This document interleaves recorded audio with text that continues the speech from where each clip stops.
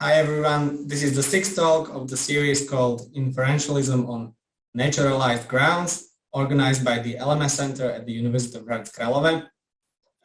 Today, Antonio, Scarafone and John Michael will present their paper called Getting Ready to Share Commitments. I think Antonio will be the main presenter, but John, feel free to join him anytime you think it's necessary or you want to say something more. Antonio, feel free to start whenever you're ready. Absolutely. Thank you very much, everybody, for being here. I'm very honored to present our work today. So let me just share my screen.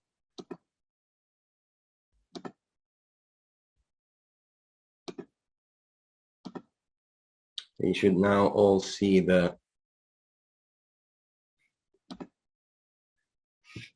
full screen view. So here's our contribution to the series Inferentialism on Naturalized Grounds. So today we'll present our work on the sharing of commitments as a way of explaining prelinguistic communication and the early stages of language acquisition in childhood. So let me start by reading to you the opening statement of Frippatronics by Robert Fripp, which is a nice representation of, it's the leading intuition behind this work. So I'm Robert Fripp, and this is Frippatronics. I think this is a very brave thing that the producers of this show are doing, since they have no real idea what it is that I'm about to do, but dedicating this performance to the proposition of Hazard. Neither do I. But if we did, maybe it wouldn't be quite as interesting. So the intuition is that the prelinguistic child is basically in the same position in which Robert Fripp was at the start of his show. Now, when John and I started discussing materials for this joint project, we started by thinking about the orthodox approach to prelinguistic communication and language acquisition, which belongs to that tradition which originates in Grice's account of speaker meaning. And the idea at the heart of that tradition is to take Grice's account of speaker meaning as definitional of what it is to communicate in uniquely human ways, and at the same time as the starting point for investigating the cognition of communicators. So let me briefly recapitulate the main tenets of this project. And in the interest of time, I will not delve deep into the most negative part of our project, which is parts of it are in the paper. So Grice's analysis of speaker meaning starts with by appealing to an intuition, which was later referred to as the necessity of communicative acts to be overt. So what this means is that to mean something by uttering a sentence, for instance, the communicator must intend to elicit a certain effect in an audience by means of having the audience recognize this very intention. So just to use one of Grice's own examples to illustrate this claim, imagine that Smith places John's handkerchief on the scene of a murder, intending thereby the detective to believe that John is the murderer. So Smith here is not even trying to communicate anything. And the idea is that to communicate something, it is not sufficient to intend someone to believe something, but it is also necessary to intend someone to recognize that you intend them to believe something. So, and this is the way in which Grice originally proposed to think about the overtness of communicative acts. Now, what Grice took to be the starting point for a theory of meaning was later taken as the starting point for accounting for the cognition of communicators. So this move was famously made among many other people by advocates of relevance theory back in 1986, and has been developed in a wide variety of ways. So here I just cite, natural pedagogy theory, and advocated, for instance, by Chiba and Gergely, the shared intentionality hypothesis, advocated by people like Tomasello, and minimally Gricean accounts of communication, which Richard Moore has put forward. So Moore's account here is a bit of an outlier, because Moore doesn't think that to communicate at the prelinguistic level, you actually need to go through what Sperber and Wilson refers to as recursive mind reading. So he has a more nuanced view in which he tries to downplay the cognitive requirements for what it is to count as communicating in Grice's sense. However, I grouped his view together with the other views because I think it shares the main problems. And I discussed this view elsewhere, so it's not for on today's menu. So when John and I started to talk about this stuff, we were, I think it's fair to say, quite puzzled. So we recognized a number of problems with Gricean approaches to the cognition of communicators. So the main problem is that the intuition regarding alertness requires that to communicate, the communicator must, in some sense or other, make the communicative intention enter the common ground. Now, the problem is that there is no, as far as I know, it has never been explained to everybody's satisfaction how any kind of psychological notion could plausibly account for the notion of common ground. So that which is supposed to offer the basis and being updated by our communicative exchanges. So, and since the very definition of communicative intention more or less directly refers to the notion of common ground, and the notion of common ground itself cannot be accounted for in psychological terms, it is unclear how the very definition of communicative intention is to be spelled out. So, and this refers to the fact, I guess most people in the audience will know or will remember Schiffer's examples regarding the necessity of having,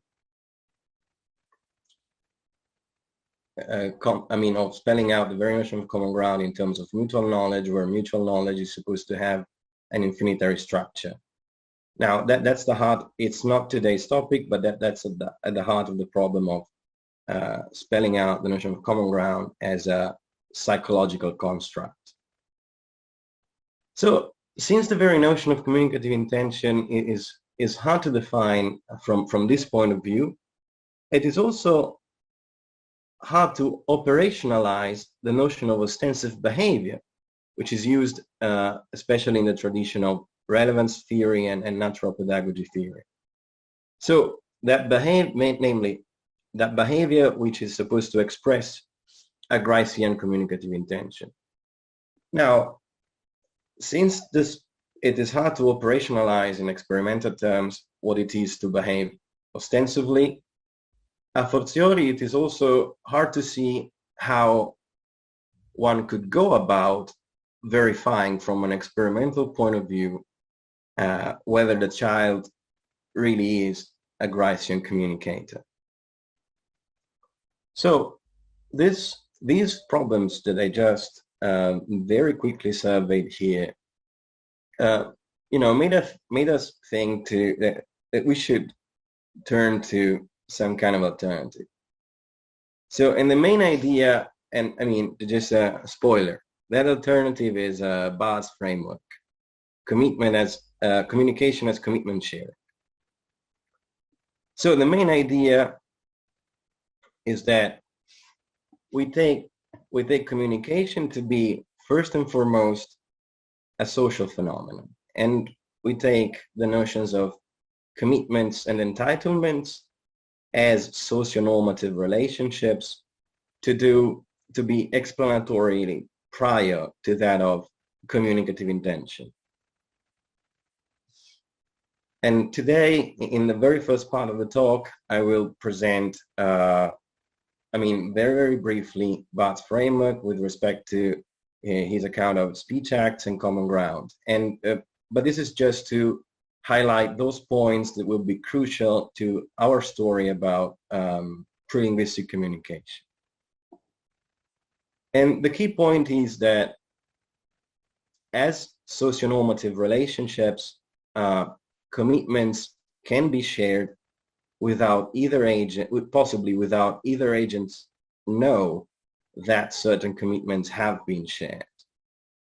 All right, so there is like a crucial distinction between communication between the social dimension of communication on one hand and the cognition of communicators on the other hand. And this distinction enables us to claim that, contrary to what the Gricean theorist assumes, the prelinguistic child does not need to understand the complexities of a communicative interaction in advance of becoming a competent communicator, right? Because even though commitments can be shared unknowingly, they can still play a role, and they do play roles in coordinating actions, right? And they do play this role also because we are disposed to behave normatively toward one another. With respect to prelinguistic communication, we develop these points focusing on, well, infants' pointing and infants' own sensitivity to others' normative behaviors, as well as their capacities to behave normatively toward others. So I understand when I talk about this stuff, especially with psychologists and philosophers belonging to different traditions, like everybody gets very, very upset because it is a commonplace in much of developmental psychology to think about normativity in terms of social norms or moral norms, right? And to think about norm cognition in terms of grasping the content of these norms and behaving accordingly. So clearly, this is a no-go for our project, because the most promising way, as far as a prelinguistic child is concerned, the most promising way of thinking about normativity is in terms of behaviors which count as normative within the context of the interaction. And it's the kind of practical knowledge that the child acquires in coordinating actions with others under normative constraints that will later on enable the child also to, grasp the content of social norms and regulating her own behavior in light of these norms. So there's many turns and twists in our story that get a lot of people unhappy. Let's see if you'll be happy. So the framework.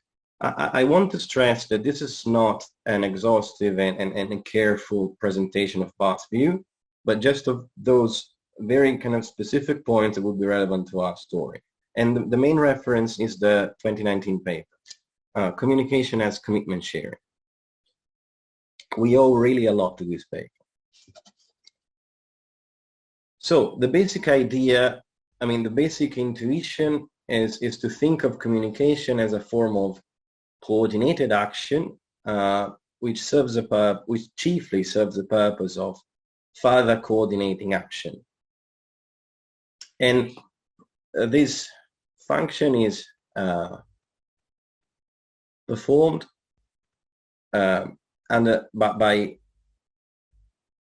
the creation of normative constraints, which we can think of in terms of commitments and entitlement. So according to the 2019 paper, we should think about commitments in the following terms. I read now.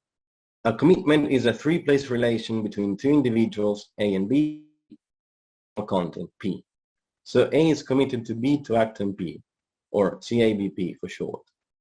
To say that A is committed to B to act on P is to say that A is committed to B to act in a way that is consistent with the truth of P. I take this to entail that B is entitled by A to act on P, and should B wish to act on P and P turn out false, then B may hold A responsible for the consequences.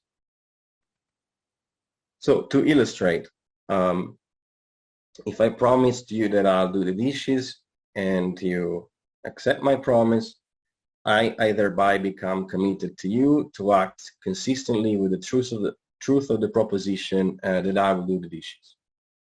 So what is commitment-based analysis of speech acts typically consider,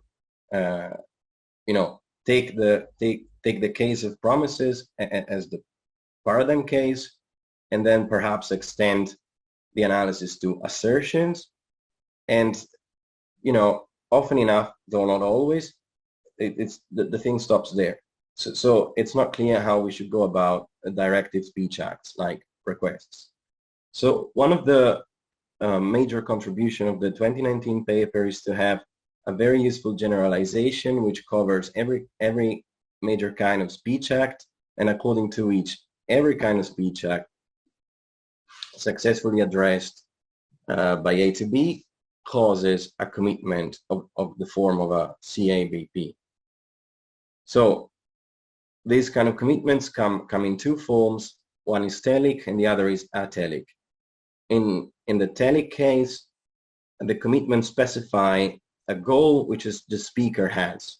So in the case of promises, which exemplify the broader category of commissives, it is the speaker who must see to it that the goal is achieved.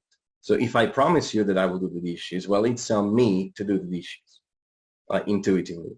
In the case of requests, for instance, as a rough example of the more general case of directives, the same thing holds true, but in this case, it's the addressee who must see to it that the goal is achieved. So for instance, if I ask you to do the dishes and you agree to do the dishes, well, I do specify a goal that I have, namely that you do the dishes.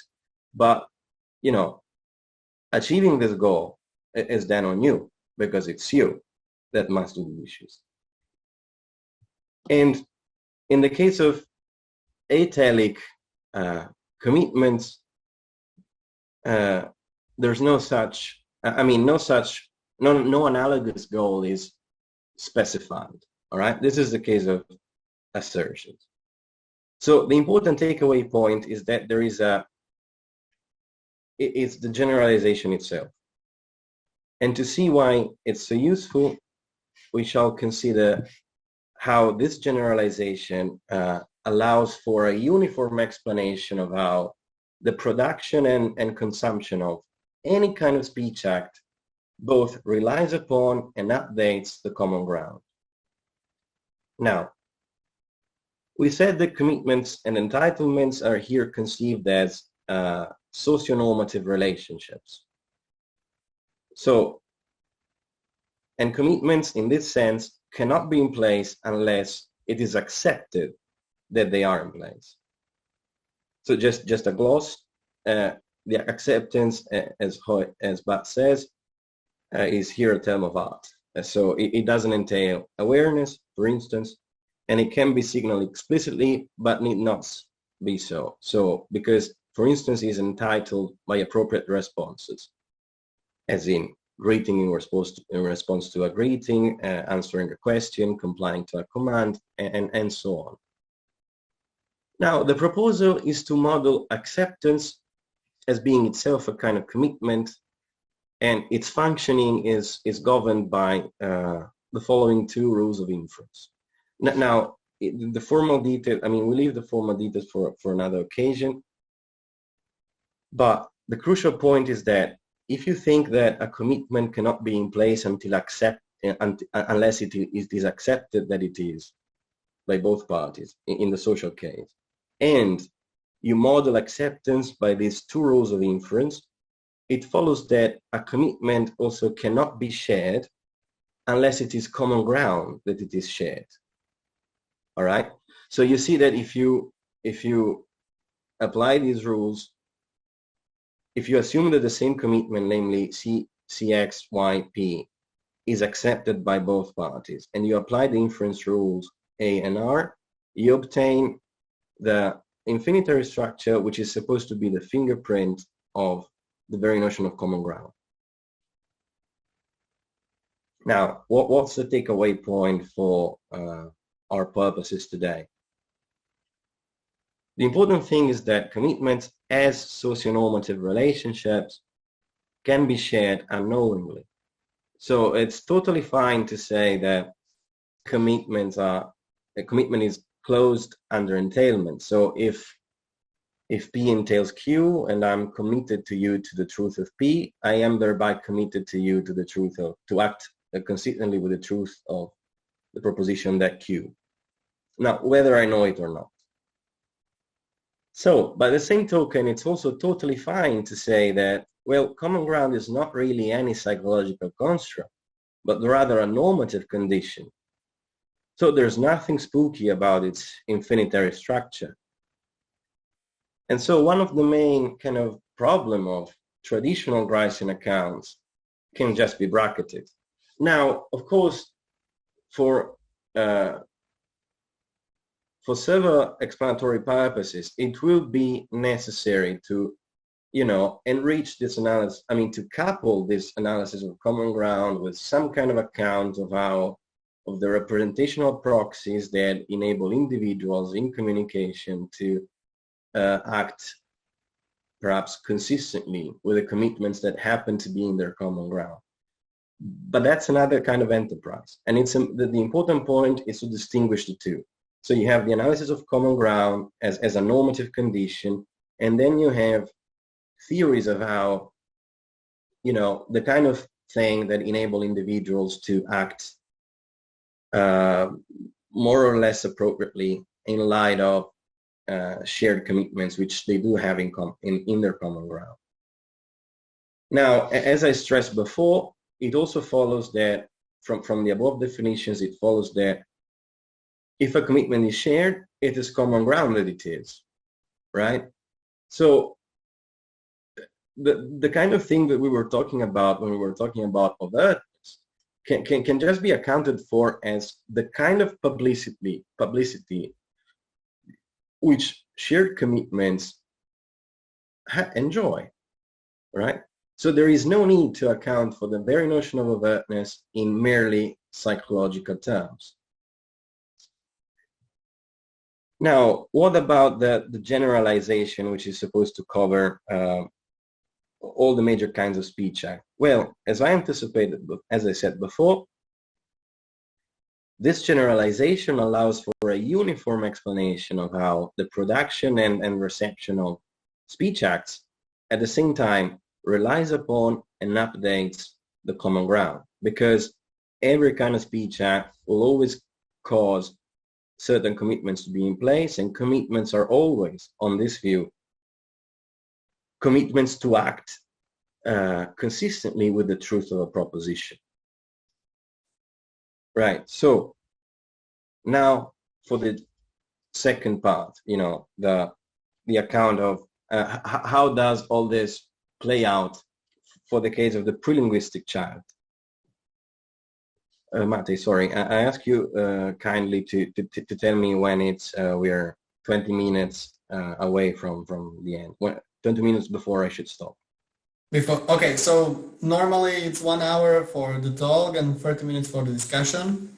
Mm-hmm. And you are talking for 25 minutes, so you still have time. So after, should I tell you after 20 minutes? Yes, please. That would be great. Okay. Thank you. So we took as a case study infant pointing for several reasons. So the first is that pointing is widely regarded as a key stepping stone in the acquisition of a language. And because pointing already present, communication by pointing already present the kind of flexibility and variability which suggest the presence of important skill for pragmatic reasoning, so to speak. And this is, this kind of observation is also at the heart of Tomasello's emphasis on pointing. But whereas Tomasello wants, sometimes appears to be wanting to go the Gricean way, we don't think that's a great idea. So here's the alternative.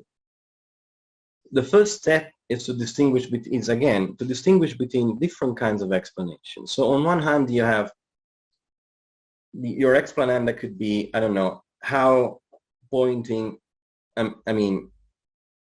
how pointing originates in development. So where does it come from?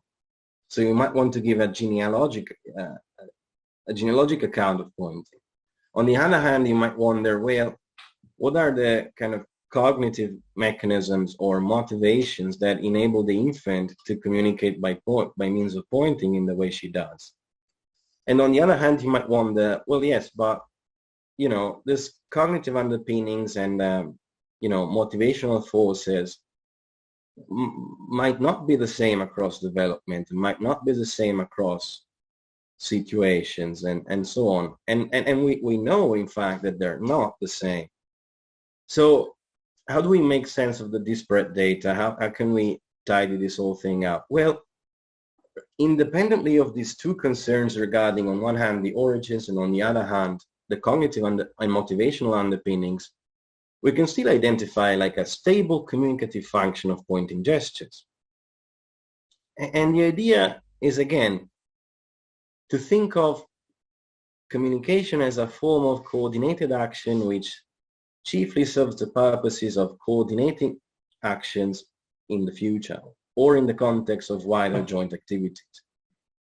So quite in a relatively straightforward way, you can think of pointing as a miniature joint activity which fosters coordination of action in wider joint activities.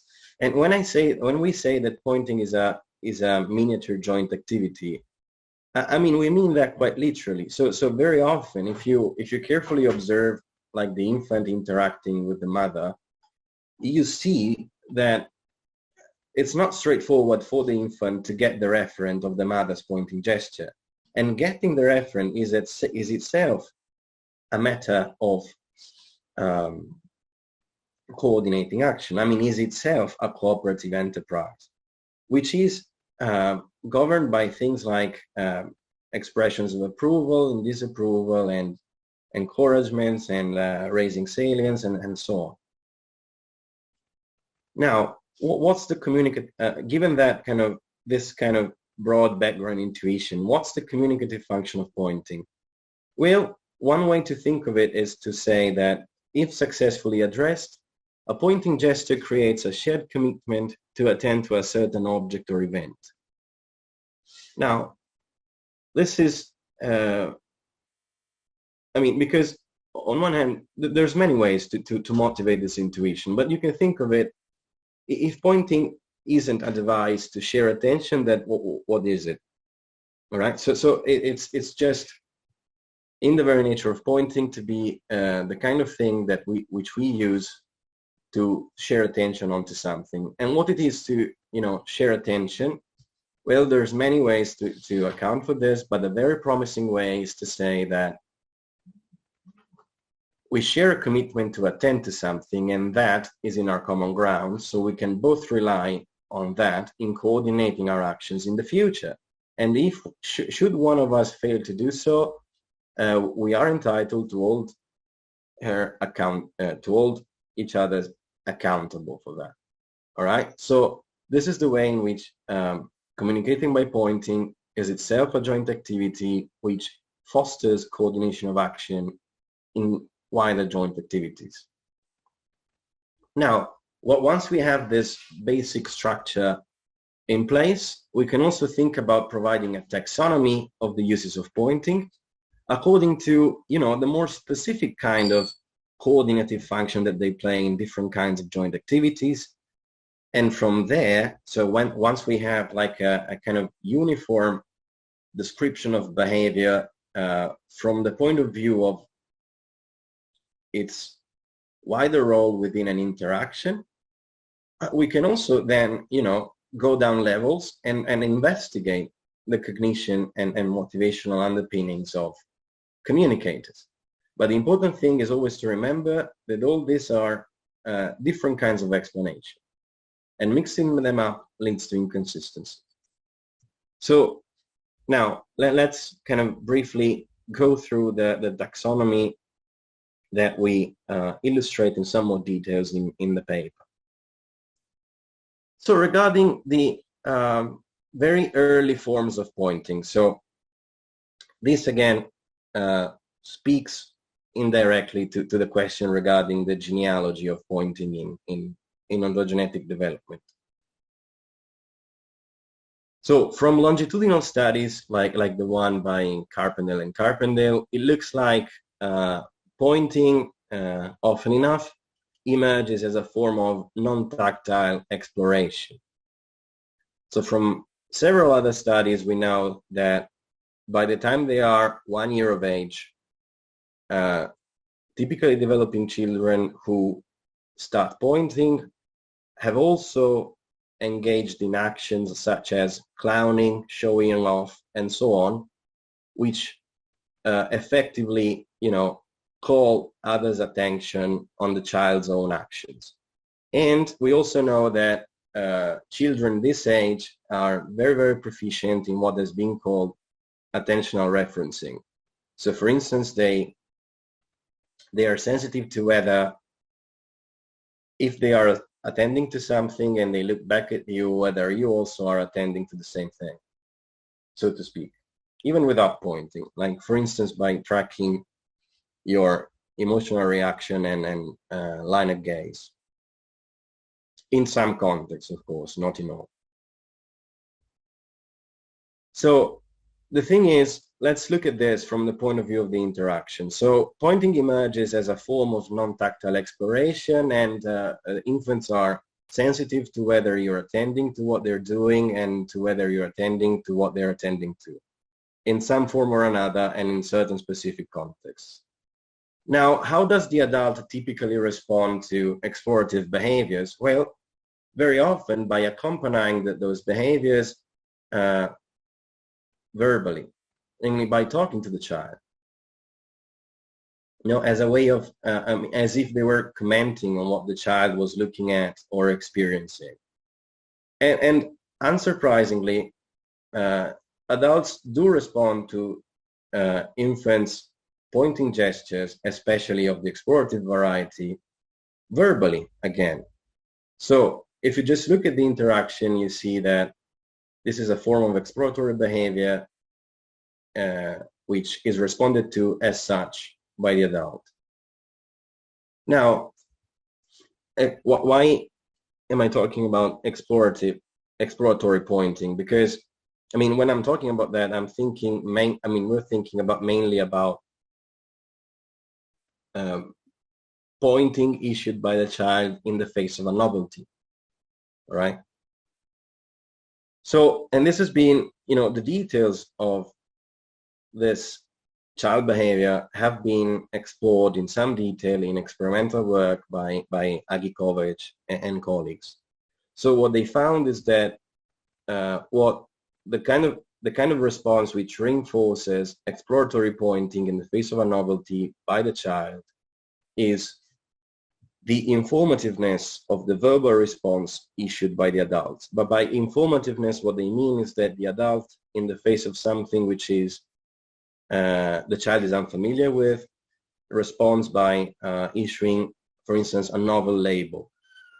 Okay, so the informativeness is the degree of novelty plus a few other things that need not concern us now. So, and basically they are not very, the valence of the emotional response of the adult in the face of what is novel for the child doesn't either reinforce nor discourage the child's pointing on further occasion in the face of some further novelty. So one hypothesis, which is hard to test empirically, is that the response of the adult, which includes both the labeling and possibly the emotional valence, contributes to the child's own categorization, from a cognitive point of view, contributes to the child's own categorization of happenings. Now, given the, the very wide asymmetry between what the adult knows in these circumstances and what the child knows, which is not very much, because again, they're pointing in the face of a novelty. It is very not plausible to think that in pointing exploratively in this sense, the infant intends to elicit any specific reaction from the adult, apart from a very general one, namely, just turn to the thing and come back to me, or something like that. And if they're not intending to elicit any specific reaction, and possibly they could not be, well, that means that they can hardly intend the other to recognize that they intend them to have a certain reaction. Now, and this is the first variety of pointing, explorative, which serves the purposes of it doesn't, it serves the purpose of coordinating action more in the long run than in the context of the surrounding joint activity in which this kind of pointing occurs. And it serves the purposes of coordination in the long run, presumably by facilitating alignment between the categorization of happenings between the infant and the adult. All right. Also because, very often, the infant takes the adult's response to be generalizable much beyond its borders. And where this overgeneralization is also resilient to counterexamples, and you can think of it as having some kind of normative force. But we have no time to explore this any further. So now let's go to cases in which it's more apparent how coordinating by means of pointing facilitates coordination of action in the context of wider joint activities. So from shortly after they start pointing, infants also point, so to speak, in anticipation of what is about to happen. So for instance, and this is one of the very many diary observations also reported by Tomasello, in which this process is quite apparent. So assume that there is a tradition such that after dinner, the mom and the infant go to the bathroom to wash their hands. Well, upon having finished dinner, the infants point to the bathroom door in anticipation of going there. And what the child is doing in this case is to effectively express an expectation. Now, from an experimental point of view, it has been found that often enough, pointing gestures do not occur in isolation from a behavioral point of view, but rather they're part of more complex communicative acts, which include vocalizations. And after some time, as soon as the child, acquire some nouns, they're also combined with nouns to form more, conjoined, so to form more proto-syntactically more complex communicative acts. And indeed, the kind of vocalizations conjoined with pointing gestures issued by the child are predictive of the vocabulary and the syntactic structures that the child will master at the later stage of language acquisition. So now we can we can just observe that often enough the caregiver's response to the child's anticipatory pointing gesture is an interpreted echo of the vocalization of the child's vocalization which accompanies the pointing gesture. Now, this is again Bart's idea regarding echoes as, you can see echoes as expressions of agreement. And as such, they raise the probability that the expectation will be met. So expression of agreement, so you're looking at them from the point of view of the interaction. At the same time, since they are expressions of agreement and raise the probability that the expectation will be met, they can function as a standard for the child to express that same expectation verbally on further similar occasions. So although here we were like mainly putting together many different pieces of the puzzle that were already there in the literature since the classic Meltzer and Gopnik paper. Now, so we have first variety, explorative pointing, which perhaps fosters coordination of action in most cases only in the long run. And second variety, anticipatory pointing, which is manifest shortly after children have started pointing. And that serves the purpose of, of expectation management in more localized surrounding joint activities. And then we see that shortly thereafter, it emerges like a further form of pointing, which is just very, very similar to the anticipatory one, but that for reasons that will become apparent in a second, we preferred to call regulative. So to have neat examples of this variety of pointing, a good place to look at is the experiments performed by Felix Warneken and colleagues some 15 years ago. So they, to be clear, those experiments were performed with comparative purposes in mind. So they had like children of different ages play certain coordination games of different kinds. So some were just social games with no kind of clear material outcome, and other were sort of games oriented toward obtaining something at the end of the game. And then they had like, chimpanzees of different age, engaging in the same sort of games, and then measure the performance of children and chimpanzee according to different parameters. So those experiments are not performed with the aim of deepening our understanding of the taxonomy of pointing gestures. But nevertheless, they offer like a very nice illustration of the process. So just again, briefly, you have two experimenters demonstrating to the child how to play a coordination game. So for instance, E1 makes a toy slide down a long tube, and E2 tries to catch it at the other end with a box. And it's not possible for either one of those to play the game on their own. Then, for instance, E1 says to the child, "Oh, now you can play with me. Like, let's play, I don't know, daxing." The child, "Oh, yes, let's do it." The child doesn't say that, but you can, fill up the details as you want. The thing is, the child witnessed the demonstration and agrees to play the game. What it is to play the game in the eyes of the child is determined by how the two adults have previously demonstrated to her how the game is to be played.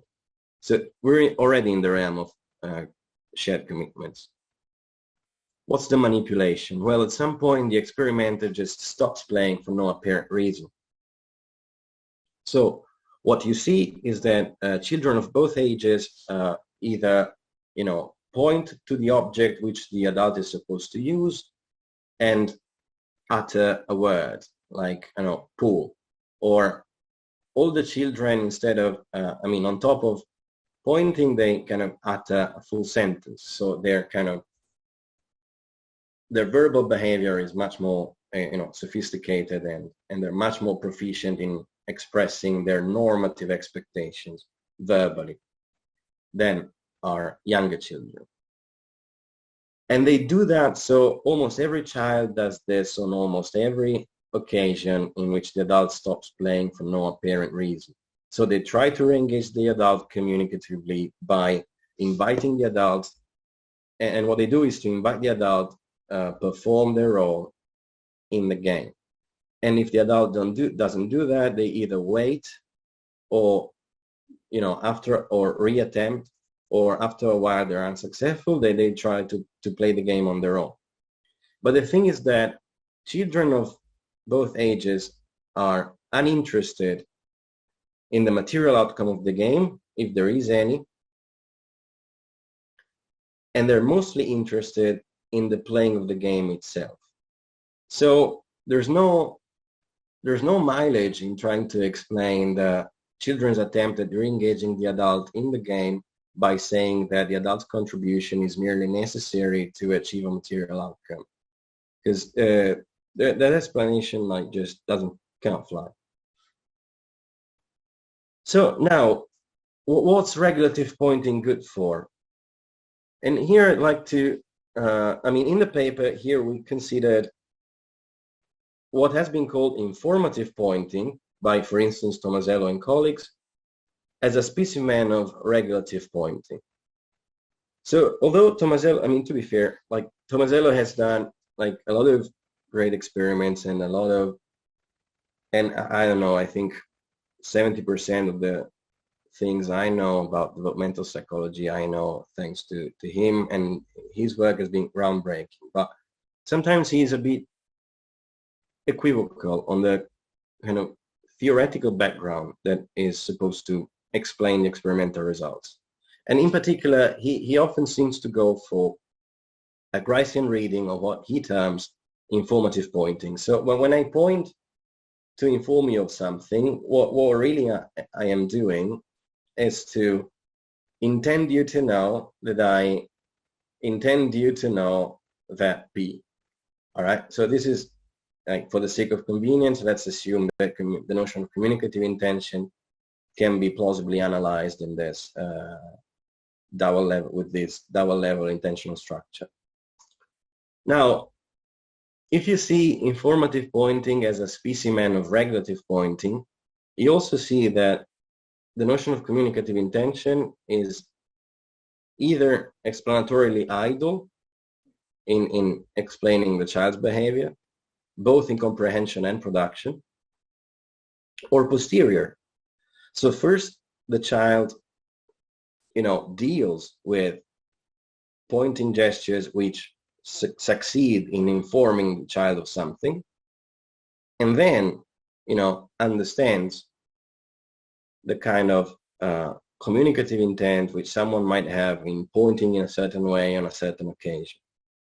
So to illustrate, so imagine the classic, hide and seek scenario in which there's a toy is hidden in a box, and the child is supposed to have the goal of, finding the toy. Now, the adult might point for the child, might, look at the child and point to the box, and alternating gaze between the box and the child. So we know that the infant will preferentially attend to what lies in the direction of the pointing finger after having established eye contact with the adult who issues the pointing. And let's further assume that, as it is the case, that 18-month-old children are familiar with the affordances of boxes. So how, a toy can be hidden in a box. Well, if these 2 points hold, they're already sufficient to explain how it is that the infant gets to be effectively informed about the location of the object, thanks to the disposition that she has toward, for instance, the pointing adult, and the kind of practical knowledge that she has of boxes. And you see that there's no kind of clear role to play for Gricean communicative intention. Now, you might think that if we make the pragmatic inference more complicated, then we will see that communicative intentions are explanatorily indispensable.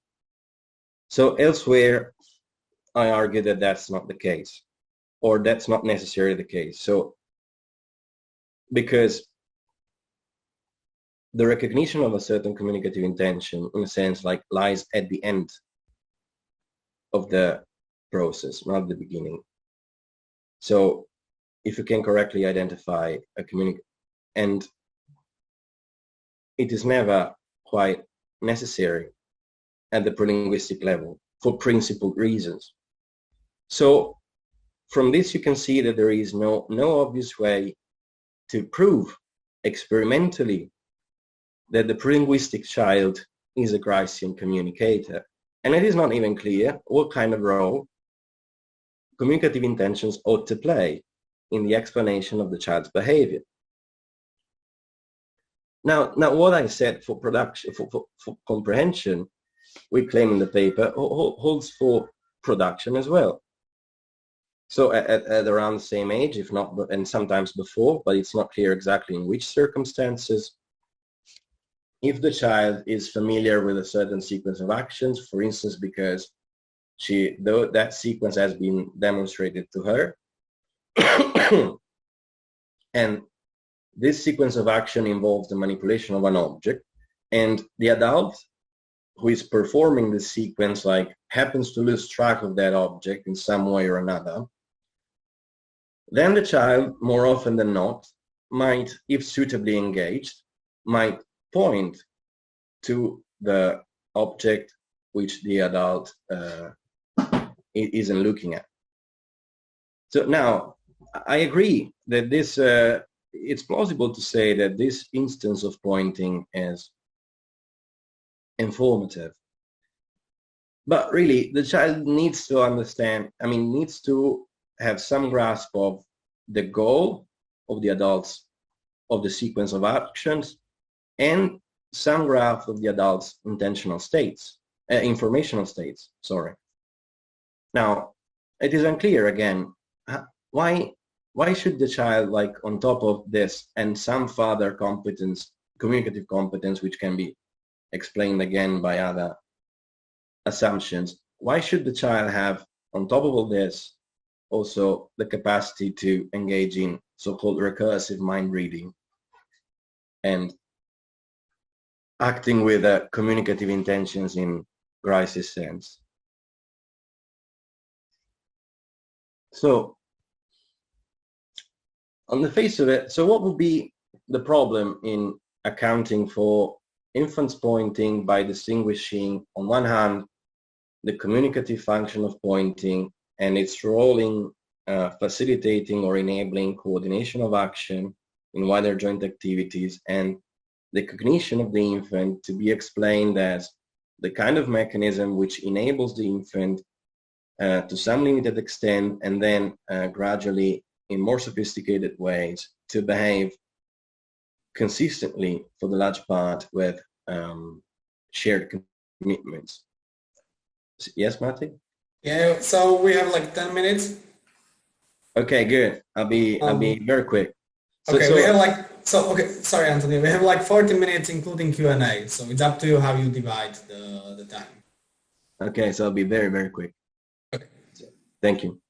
So one objection to this kind of account is that, well, according to most people, especially working in developmental psychology, children do not really get the kind of obligations and entitlements which come with sharing commitments.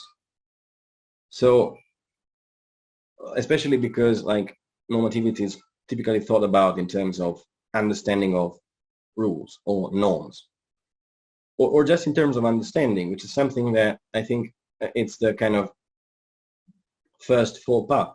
So let's try to, so if they lack this understanding, how can they possibly, be proficient communicators if communication is about sharing commitments and acting, in light of those commitments?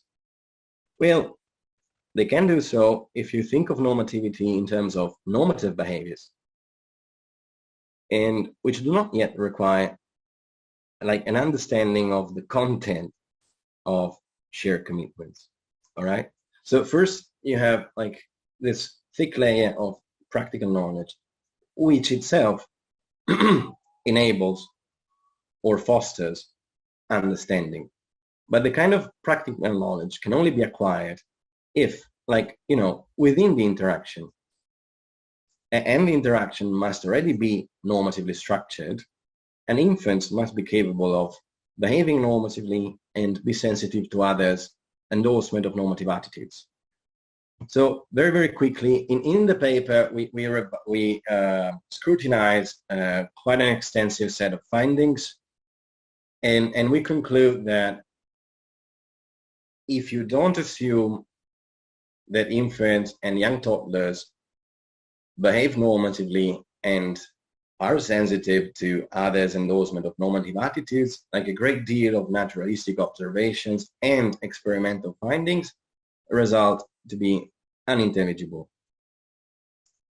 And we do this on several levels. Now, I'll just cite one such experiment for the sake of time, in the interest of time. So, and performed like a couple of years ago by Marco Schmidt and colleagues with 18-month-olds. So that's the age range which interests us. So this is more than good enough. In the experiment, there's two conditions: a game and discovery.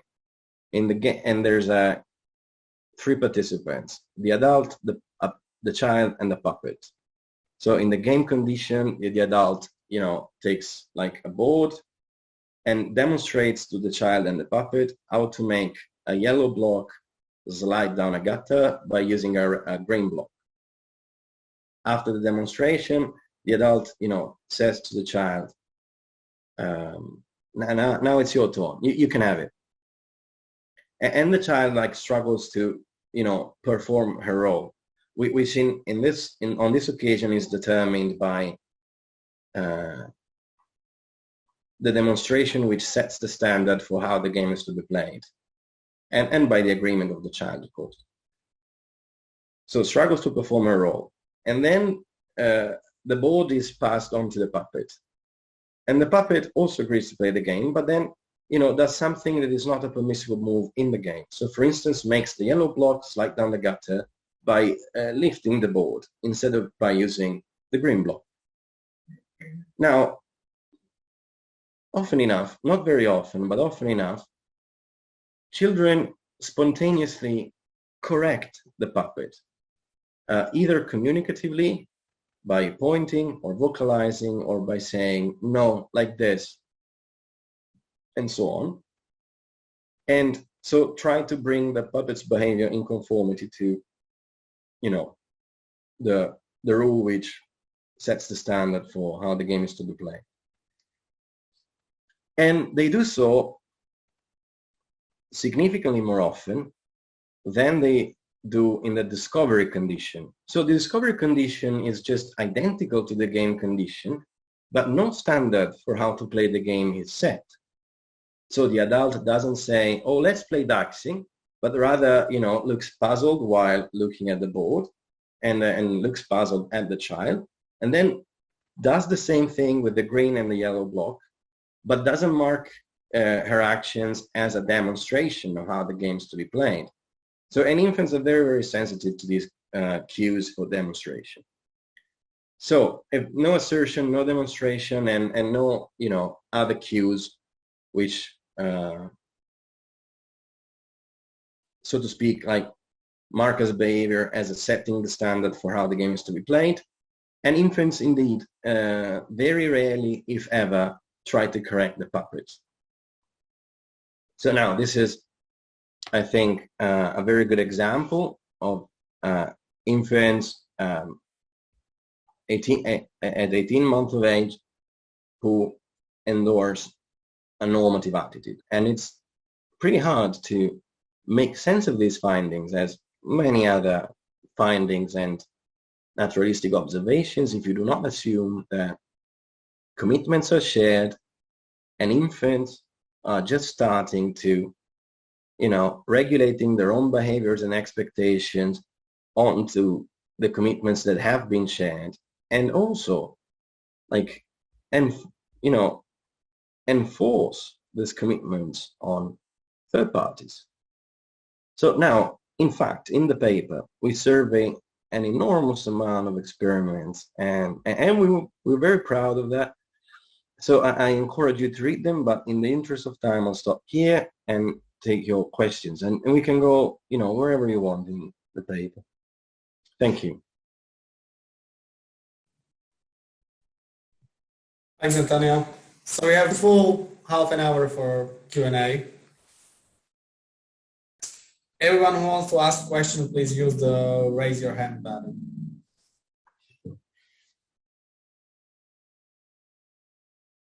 Professor Yamada, you can start.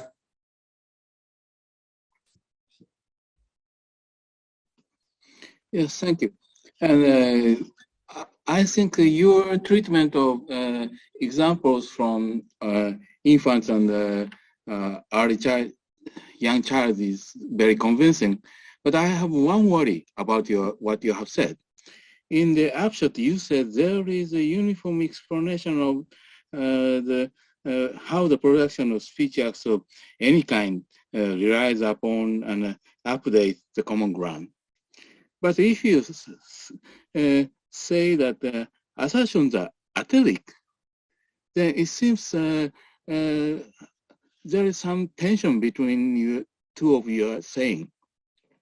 If the assertion is athletic, how can it be explained in a uniform way with other telic speech acts? And I wonder, assertion may have a clear goal.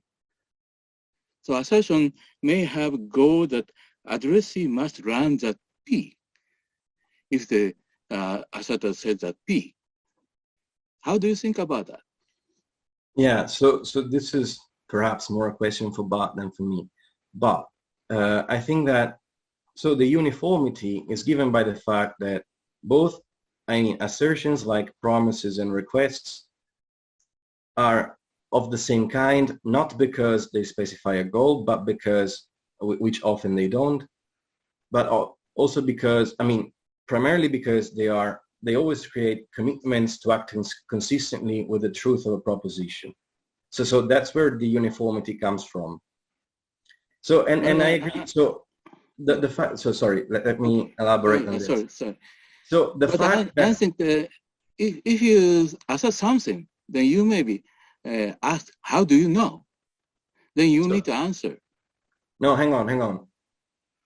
One thing at a time. Yeah. One thing at a time. Okay, so in asserting that P, I might have a further goal, all right, which is not itself specified by the content of the assertion.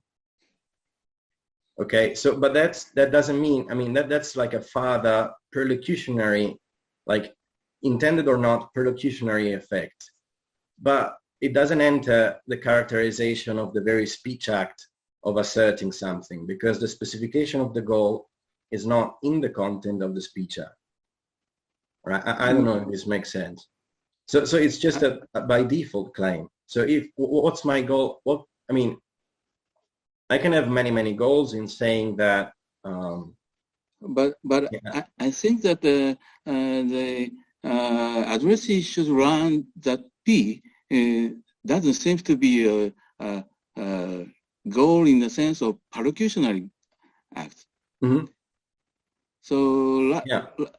So if the addressee runs that P, then that can be considered as a perlocutionary effect.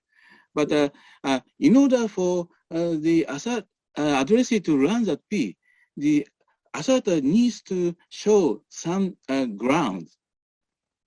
If he's asked, how do you know? So the asserter have certain commitment. So that kind of commitment is slightly different from the commitment just shared by asserting P requires the asserter to behave according to the beliefs that P. But he also needs to be able to produce some grounds for the truth of P. Well, yeah. So this kind of commitment may be an extra commitment. But anyway, I think why do you want to assert assertion as athletic? Yeah, so because the distinction telic-atelic refers more to the illocutionary force rather than to the more or less intended perlocutionary effect of speech acts. And the thing is, so can we agree on this? So for instance, granting an assertion, so to say, let's assume it's the default response, and it's also the response which is sought by the speaker. We can agree on this, I think. And about could showing. You repeat? Could you repeat? Sorry? Could you repeat? So let's assume that the granting that you talked about is just the default response, the normal response, and is also the response normally sought by the speaker, which is fine. I'm fine with that. And about the being that you must display the grounds for which you assert something. Well, that strikes me as unnecessary, because I mean it's not always true. So for instance, if I say it's a glorious day today, but I think if you assert something, you can be always asked, how do you know? Well, I mean, I mean, by default, maybe you're entitled to that move, but not always. But because if I say, oh, I feel a weight on my chest. Well, how do you know? Well, what can I say? Except that, So you can say various kinds of things for answering that. But anyway, at least you will be required to answer. And answering that may be in accordance to your commitment. Yeah, I agree. I mean, more to the commitments that we have in a common ground, but than my kind of private ones. But anyway, I don't think it's in any case in which I make an assertion, you are entitled to ask me, how do you know? Sorry? I don't think that the question, how do you know, is always a permissible move in the game. I think it's always permissible. But then, okay, but then... Just by different view. So, okay, so I just stop here. Okay, well, maybe we come back to this private conversation. Thanks. Other questions?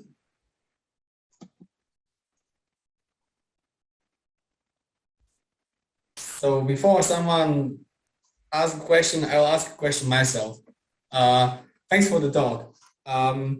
There's one thing, I agree with almost everything what's in the paper. I like the paper very much. There's one thing that puzzles me, and that's, well, we can say that it's related to anticipatory pointing. So one of the things you said in the talk, and it's written in the paper, is that kids do the pointing because they expect some kind of echo from their parents. So yes, we go to the bathroom. And if I understood it correctly, the idea is that this is kind of the way how they learn language as well. Or they learn how to communicate, let's say. And you can understand this in two ways. The first way is that they learn how to coordinate their actions with their parents. That's like how they learn pragmatics, let's say. But there is also another level at which we can say that they learn language from the echoes, and that is that they learn, let's say, semantics or categorization, because they hear the word and they know that they have to relate this word to this kind of object, and they can use it in different conditions. And if they hear the same word, then they know that they should categorize these two objects on the same label. So my question, and it wasn't clear from your paper and from your talk as well, which road do you take? Do you think that they can really learn, let's say, semantics or categorization in thanks to the anticipatory pointing, or is it more about pragmatics? It seems from your talk you're more focused on pragmatics, but there is a place for the other explanation as well. Or in other words, how they learn propositions that they need for the coordination of their action. So that might be a general question. So, yes, thank you for your question. There's a lot of questions there, not just... Yeah, sorry. So let me I take the chance to offer a clarification. So I think in those instances of anticipatory pointing, the expectation which is expressed is not about the adult's response. It's about going to the bathroom. So that's the expectation which is managed. And furthermore, they might expect the adult to produce a certain response, but that needs not be part of the picture. Because sometimes they point in anticipation of what is about to happen without addressing the pointing gesture to the adult. So that's just, this is just a minor clarification. And the second, I mean, I know it shouldn't be me asking questions, but do you think that it is inconsistent to say that at the same time what they learn belongs more to the realm of pragmatic, and they also, what they learn in this way also informs their own categorization of happenings? Is that, I mean, can't you have your cake and eat it? No, I mean, I'm completely fine with that. Okay. I just want to know what you think, because you didn't divide these two things in your lecture. Yes, that's right. For the, yes, because for a confession. So the semantics pragmatics interface for me is not a philosophical topic, it's a trauma. Like it's way too deep to be addressed at this stage. I'm just not ready. And but I don't see in very specific cases like the ones we are discussing today, I don't see any mutual exclusivity in the learning processes themselves, which is, after all, from a cognitive point of view, that's what's interesting. And the third point was about propositions. So how do you get... Yeah, well, but the idea is that if they learn categorization, then they can like build up, and they know syntax as well, then they can build up propositions. So it is basically the same question. The question about categorization is in some sense question about propositions as well. How they learn, how they acquire propositions, how they... I agree that... I agree that categorization is in a sense must be the first step in acquiring conceptual mastery. And then comes judgments, and then comes entertaining a thought. So I see like proposition, like in a sense at the very end of our story. So sorry for the very sketched answer, but this again, like the semantic pragmatics interface, is just too deep. Okay, no, thanks. Thank you. Yada?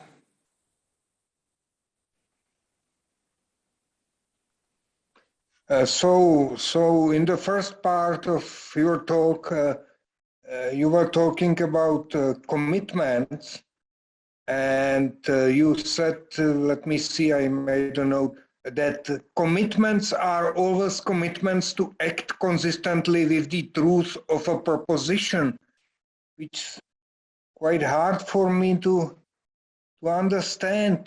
Could you please say more about the consistency of an action with the truth of a proposition?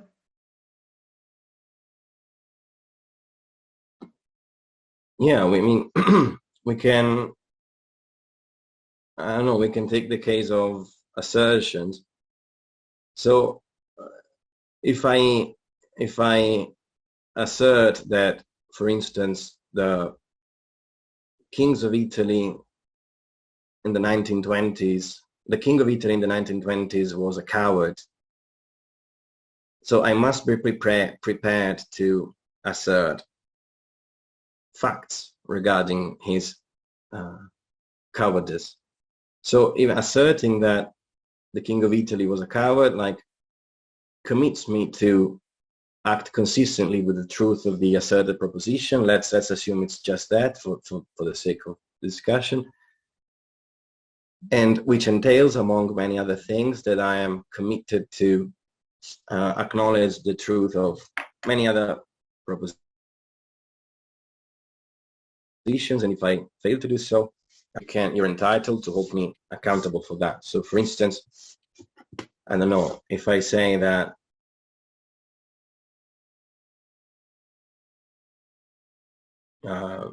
like whatever, you can complicate the example as much as you want.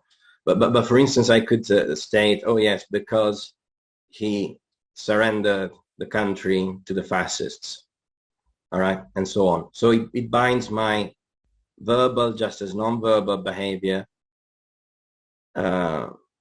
indefinitely.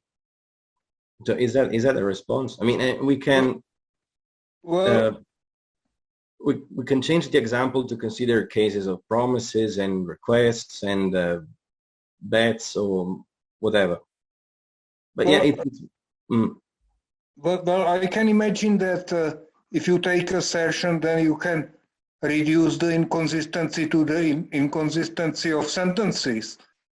But otherwise, it seems to me that an act can be inconsistent with the truth of a proposition only given some goals.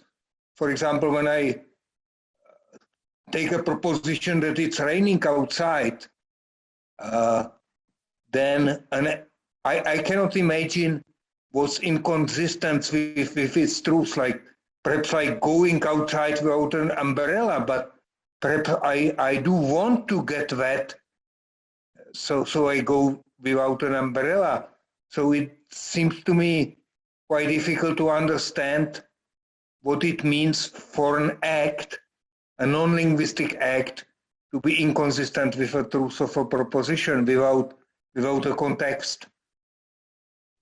Yeah, but I don't deny that there is such a context. So which is the common ground. But that can only be further shared commitments. And in a sense, I mean, if I promise you that I will do the dishes after dinner, and you wake up in the morning and find out that I haven't done the dishes, well, then my non-verbal behavior, I failed to act consistently with the promise that I made to you. And then you say, okay, but what it is to act consistently can only be determined by kind of further commitments that we have in our common ground, and I agree.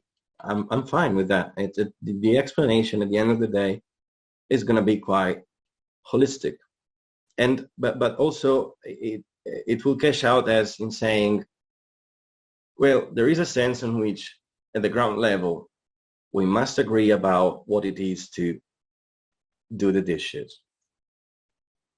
Which okay, no, that helps. Okay, thanks.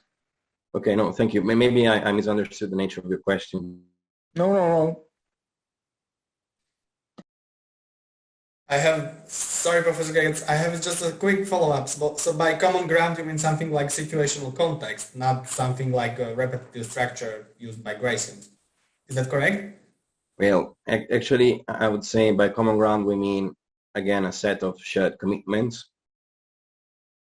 Okay, but that goes beyond the repetitive structure used by Gricean. Like, I know that the So as far as the structure is concerned, that's the same, because it has the same, it is the same infinitary structure, which is determined by the rules of inference which govern acceptance. It's just that for many purposes, we'll have to couple that account with accounts of something else. For instance, the cognition of communicators, but that doesn't belong to common ground. It's just an addition which serves like different explanatory purposes. But yeah, common ground is, in this framework, is first and foremost a normative condition which is spelled out in terms of shared commitments, and the structure of which is generated by rules of acceptance, with rules which govern acceptance. Okay, thanks. Professor Geurts? Yeah, a follow up on this exchange about acting in accordance with the truth of a proposition.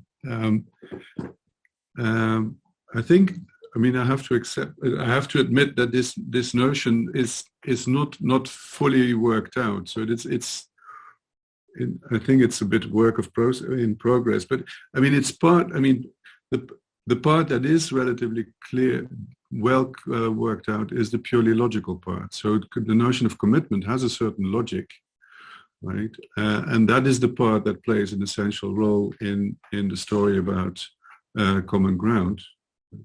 And that's relatively straightforward. I mean, it's not entirely straightforward, but it's but there's more to it, as was pointed out before. And I think a better way of appreciating how you can get to the connection between commitments and how actions can be in accordance with the truth of propositions, right, in a non-logical way, right? I think maybe promising is a better example, right? If I promise my wife to do the dishes, I commit myself to the truth of the proposition that I will do the dishes, right? And acting in accordance with that assumption, I think that's a relatively straightforward thing to explain, right? So that's a relatively clear case. It's a non-logical case, but I think that's relatively clear cut. I think that's let's say non-logical part of the notion of acting in accordance with will have to leave room, and that's where as far as I can see, things become really tricky. Is I want to have this a kind of notion that is a notion of commitment, which also leaves room for context dependence. Right? Commitment is not the same thing in every context. Right?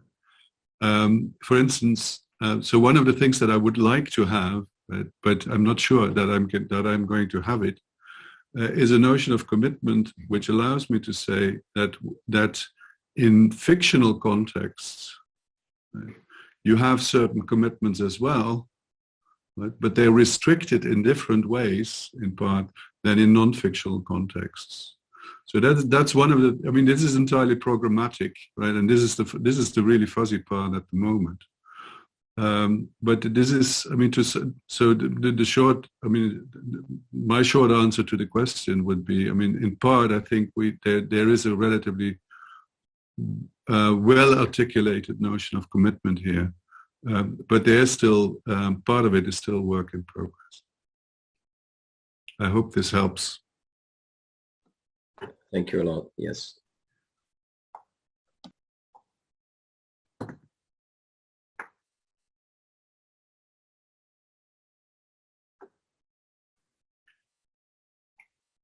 Professor Yamada, we have time for one quick question, let's say.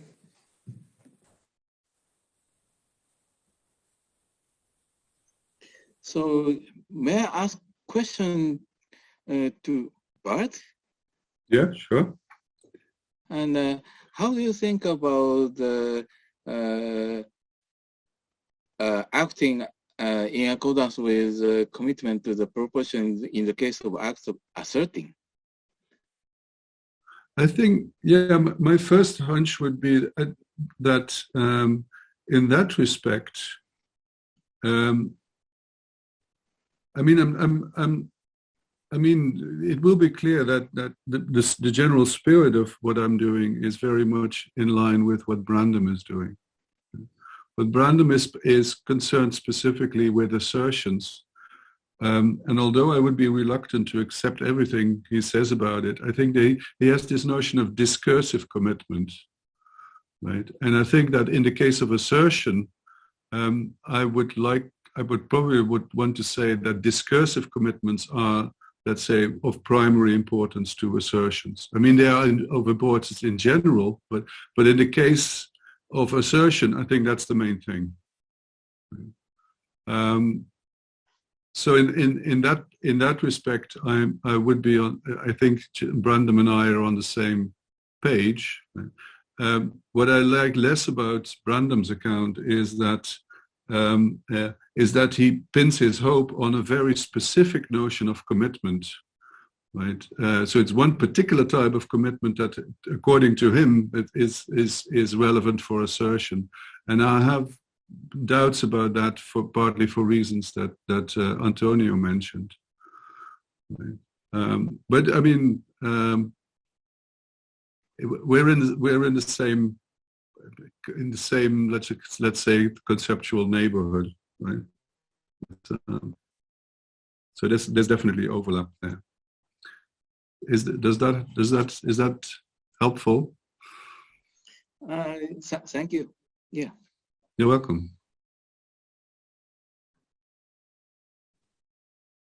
So to sum up, Antonio presented a great paper, and all the problems are problems because of Professor Geurts. Yeah. So, I don't think so, but thank you. Well, I'm happy to take responsibility for all the theoretical issues. And the good thing is that there is work to do, and so let's do it. We are running out of time, so I'd like to thank Antonio for the talk and for the discussion, and everyone else for attending the talk. Thank you very, very much. Thanks, Antonio. Thanks, Bart. Thanks a lot. Thank you. We'll see each other in 2 weeks. It is going to be the last talk of the series, Inferentialism on Naturalized Grounds, so feel free to join us in 2 weeks. Professor Marconi will present his paper about hyperconformist systems and how we can see language as a hyperconformist system. Goodbye, and see you in 2 weeks.